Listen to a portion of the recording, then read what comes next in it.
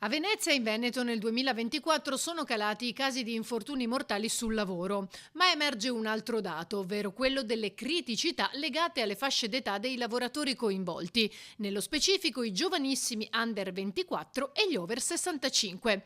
Un dato che emerge dal report realizzato dall'Ordine dei consulenti del lavoro di Venezia sui dati INAIL. Sono 2 fasce estreme, quindi 2 fasce di classi d'età sensibili, quindi i lavoratori che vanno attenzionati dal punto di vista infortunistico, proprio perché riguardano per i giovanissimi, quindi per gli under 24, gli infortuni che avvengono anche in ambienti scolastici, laboratori e palestre, quindi rientrano nel numero delle persone infortunate anche gli studenti. Mentre per gli over 65 l'attenzione va posta proprio per la cultura della sicurezza a cui si approccia l'over 65enne e quindi di cui una parte anche composta da pensionati. Sarebbe interessante esplodere anche la tipologia di danno che consegue a un infortunio nell'ambito della scuola. In genere sono di piccola entità, contusioni, qualche caso di frattura per chi si infortuna facendo ginnastica, cadute dalle scale, eccetera.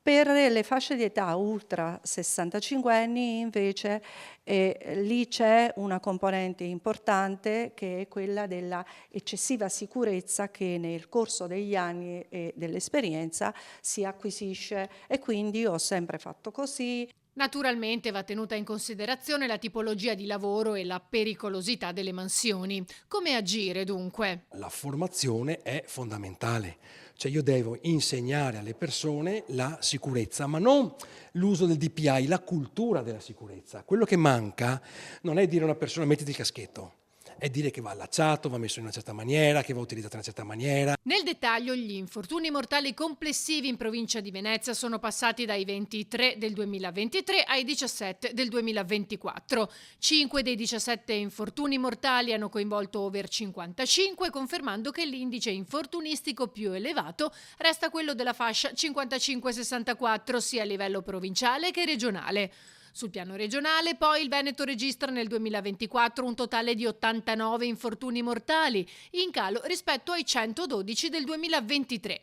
Un focus specifico è dedicato ai lavoratori stranieri. Se io guardo i lavoratori stranieri e i lavoratori italiani, alla fine gli infortuni capitano molto di più ai lavoratori stranieri. Un altro dato significativo riguarda invece gli infortuni in itinere. Cioè nel percorso casa-lavoro. Si è notato che c'è stato addirittura un aumento del 20%. Però è un fenomeno che dobbiamo capire e gestire